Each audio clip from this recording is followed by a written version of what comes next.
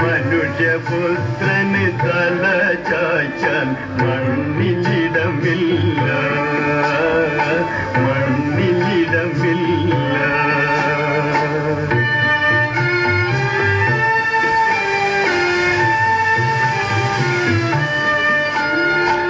എവിടെ നിന്നോ വന്നു ഞാൻ, എവിടേക്കോ പോണു ഞാൻ, എവിടെ നിന്നോ വന്നു ഞാൻ, എവിടേക്കോ പോണു ഞാൻ. വിളക്കുമരമേ വിളക്കുമരമേ വെളിച്ചമുണ്ടോ, വെളിച്ചമുണ്ടോ, കയ്യിൽ വെളിച്ചമുണ്ടോ.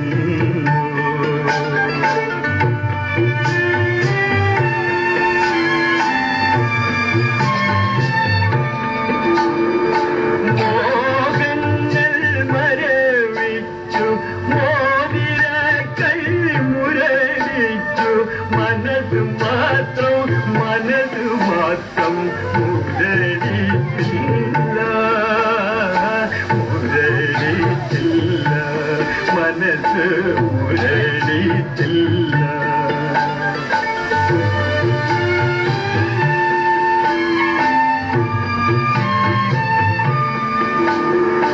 ദുഃഖഭാരം ചുമക്കുന്ന ദുർജഗുണമാണു ഞാൻ,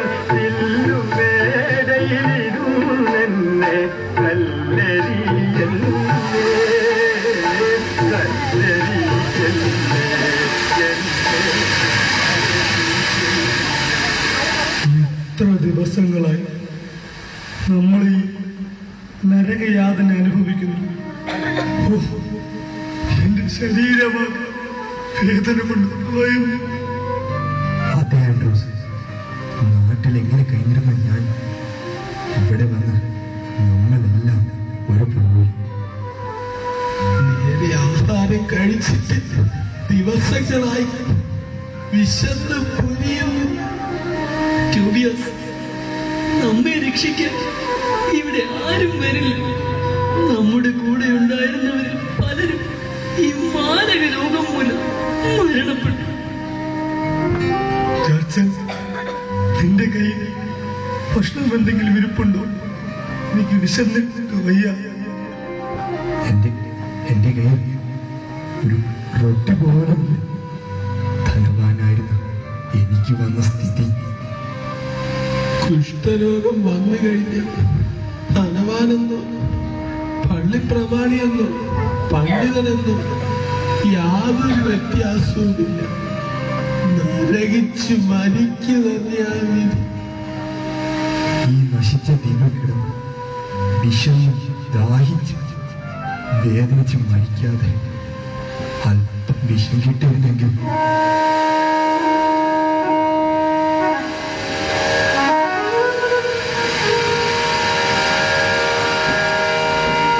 ശരിയാ, ഇനി നമ്മെ കൊണ്ട് ആർക്കും ഒരു പ്രയോജനമില്ല. എന്റെ വീട്ടുകാര്, എന്റെ പള്ളിക്കാര് എന്നെ എത്ര നിസ്സാരമാണ്. എന്റെ പാട്ടുകൾ കേട്ട് രോമാഞ്ചം കൊണ്ടിരുന്ന ആളുകൾ പിയാനോ വായിക്കാൻ എനിക്ക് വിരലുകൾ പോലുമില്ല.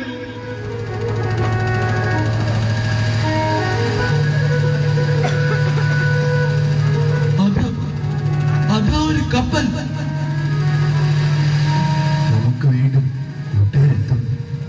ഈ കപ്പൽ നിറച്ച് കുഷ്ഠരോഗികൾ തന്നെയായിരിക്കും. ഒരു പക്ഷേ അവരുടെ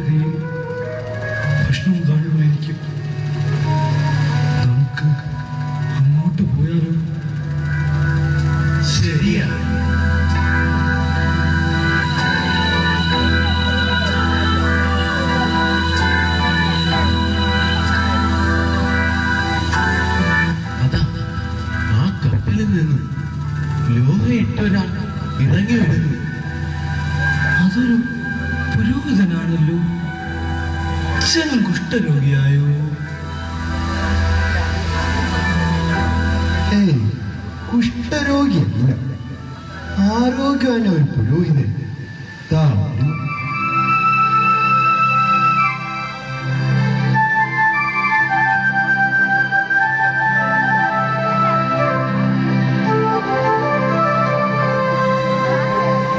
ഇതാണ് ഞാൻ തേടി വന്ന മൊളോക്കോ ദേവി.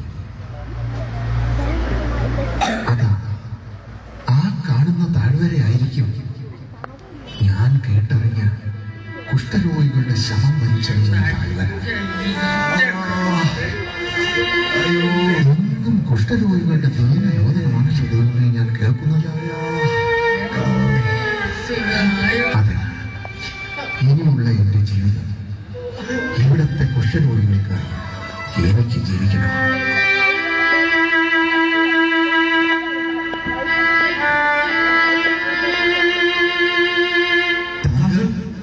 താങ്കൾ ആരാണ്?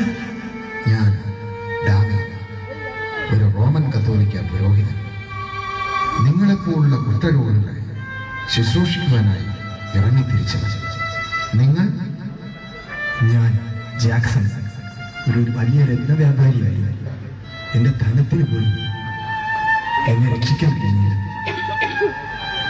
ഞാൻ ടോബിയാസ്, ഞാനൊരു കോളേജ് അധ്യാപകനായിരുന്നു.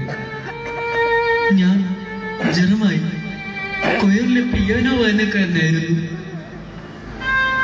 ഞാൻ ആൻഡ്രൂസ്, ചിക്കാഗോ പള്ളിയിലെ പ്രധാനിയായിരുന്നു. ആൻഡ്രോസ്, നിന്നെ ദൈവം സ്നേഹിക്കും. നാട്ടിലും വീട്ടിലും വെറുക്കപ്പെട്ട് മരണത്തിന്റെ കാലച്ചകൾക്ക് കാതോർത്തിരിക്കുന്ന നിന്റെ ഹൃദയത്തിന്റെ വേദന എനിക്ക് നന്നായി അറിയാൻ കഴിയുന്നു. ആൻഡ്രോസ്, നന്നായി അറിയാൻ കഴിയുന്നു. എന്നെ തുടരുത്, ഞാൻ പാപിയാണ്, തൊട്ടുകൂടാത്തവനാണ്. അങ്ങേപ്പോലൊരു ദിവ്യ മനുഷ്യന്റെ കരസ്പർശനമേക്കാൻ ഞാൻ യോഗ്യനല്ല. ആൻഡ്രോസ്, നീ പാപിയെന്ന് ആര് പറഞ്ഞു? നിന്റെ സഭയിലെ വൈദികൻ, അതോ സഭാ കമ്മിറ്റി അംഗങ്ങളോ, അതോ നിന്റെ സഭയിലെ മെത്രാനോ? നിന്റെ ശരീരം രോഗബാധിതമാണ്, അത് ചികിത്സിച്ചാൽ ഭേദമാകും. എന്നാൽ നിന്നെ സമൂഹത്തിൽ നിന്ന് പുറന്തള്ളുവാൻ ദൈവം ആർക്കും അധികാരം നൽകിയിട്ടില്ല. ഈ രോഗം ചികിത്സിച്ചാൽ ഭേദമാകുമോ? താങ്കളുടെ കൈവശം ഈ രോഗത്തിനുള്ള പ്രതിവിധിയുണ്ടോ? ഇതിന് ദീർഘകാല ചികിത്സ ആവശ്യമായതാണ്. ചികിത്സയും പ്രാർത്ഥനയും ഒരുമിച്ച് കൊണ്ടുപോകണം. അപ്പോൾ സൗഖ്യദായകനായ യേശു നിങ്ങളെ തൊടുകയും നിങ്ങൾ സൗഖ്യമുള്ളവരാകുകയും ചെയ്യും. താങ്കൾ പറയുന്നത് ശരിയാണ്. ഈ രോഗത്തിന് ചികിത്സയുണ്ടെന്ന് കേൾക്കുന്നത് എന്നെ ആശ്ചര്യപ്പെടുത്തുന്നു. തെരുവ് നായ്ക്കളെ പോലെ ആട്ടി ഓടിച്ചിരുന്ന ഞങ്ങൾക്ക് ഒരു പുതിയ ജീവിതം നൽകാൻ വന്ന അങ്ങ് ഒരു ദൈവദൂതനെ പോലെയാണ്. നാം എല്ലാവരും ദൈവത്തിന്റെ സാദൃശ്യത്തിൽ സൃഷ്ടിക്കപ്പെട്ടവരാണ്. ഒരു രോഗം ബാധിച്ചത് മൂലം നാം ആരും ദൈവമക്കൾ എന്ന പദവി നഷ്ടപ്പെടുത്തുന്നില്ല. രോഗികളാണെങ്കിലും നിങ്ങളെല്ലാവരും ദൈവത്തിന്റെ ഓമന മക്കളാണ്. ദൈവം നിങ്ങളെ ഈ നാളുകളിൽ നിശ്ചയമായും സന്ദർശിക്കും. ശരിയായൊന്ന് ഭക്ഷണം കഴിച്ചിട്ട് നാളുകൾ ഏറെയായി. പട്ടിണി മൂലം ദിനംതോറും കുഷ്ഠരോഗികൾ മരിച്ചുകൊണ്ടിരിക്കുന്നു. അവരുടെ ഭൗതിക ശരീരങ്ങൾ പോലും ശരിയായി മറവ് ചെയ്യാൻ സാധിക്കുന്നില്ല. ശവശരീരങ്ങൾ മാത്രമല്ല, പഴുത്ത് ചീഞ്ഞു നാർന്ന ഞങ്ങളുടെ ശരീരത്തെ വ്രണങ്ങൾ അന്തരീക്ഷത്തിൽ ദുർഗന്ധമാക്കിക്കൊണ്ടിരിക്കുന്നു. ഫാദർ, ഈ നൂറുകണക്കിന് കുഷ്ഠരോഗികൾക്ക് അവരുടെ ജീവൻ നിലനിർത്താൻ എന്തെങ്കിലും മാർഗമുണ്ടോ? എന്റെ പക്കൽ നിങ്ങൾക്ക് ആവശ്യമുള്ള ഭക്ഷണം, ചികിത്സാ ഉപകരണങ്ങൾ ഇവയെല്ലാം ഉണ്ട്. എൻ്റെ സ്വന്തം നാട്ടിലെ ചില സുഹൃത്തുക്കൾ നിങ്ങൾക്ക് ആവശ്യമായ വസ്ത്രം, ആഹാരം, മരുന്ന് ഇവ അയച്ചു തരാമെന്ന് സമ്മതിച്ചിട്ടുണ്ട്. എനിക്ക് വേണ്ടിയിരിക്കുന്നത് നിങ്ങളുടെ സഹകരണവും സഹായവുമാണ്. ഫാദറിന് എന്ത് സഹകരണവും നൽകാൻ ഞങ്ങൾ സന്നദ്ധരാണ്. ഞങ്ങൾക്കൊരു പുതുജീവൻ തരാൻ അങ്ങ് കാണിക്കുന്നത് താല്പര്യത്തിൽ എത്ര നന്ദി പറഞ്ഞാലും മതിയാകെ. ഫാദർ, താങ്കൾ എത്ര മാസം ഞങ്ങളോടൊപ്പം ഉണ്ടാകും? ടോബിയാസ്, ദൈവം അനുവദിച്ചാൽ എന്റെ ആയുസ് മുഴുവനും ഞാൻ നിങ്ങളോടൊപ്പം ഉണ്ടാകും. അനുദവിച്ചാൽ നീ അനുദവിച്ചാൽ അത്ഭുതം നീ ദർശിക്കും. അനുസരിച്ചാൽ വചനം അനുസരിച്ചാൽ ദൈവമഹത്വം നീ ദർശിക്കും. മരണം നമ്മെ വേർപിരിക്കുന്നത് വരെ നിങ്ങളിൽ ഒരുവനായി, നിങ്ങൾക്കൊരു സഹായിയായി ഞാൻ ജീവിക്കും. താങ്കൾ പറയുന്നത് വാസ്തവമോ? ഞങ്ങളോടൊപ്പം താങ്കൾ ജീവിതകാലം മുഴുവനും ചെലവഴിക്കുമോ? നിങ്ങളെ ശുശ്രൂഷിച്ച് സൗഖ്യമാക്കി എനിക്ക് ആനന്ദം കൊള്ളണം. എന്റെ സ്നേഹസമ്പന്നനായ യേശുനാഥൻ ക്രൂശിൽ വെളിപ്പെടുത്തിയ സ്നേഹത്തിന്റെ ഒരംശമെങ്കിലും വെളിപ്പെടുത്തുവാൻ എനിക്ക് സാധിച്ചാൽ എന്റെ ജീവിത ഉദ്ദേശം സാധ്യമായി. നമുക്കൊരു നിമിഷം ദൈവത്തോട് പ്രാർത്ഥിക്കാം.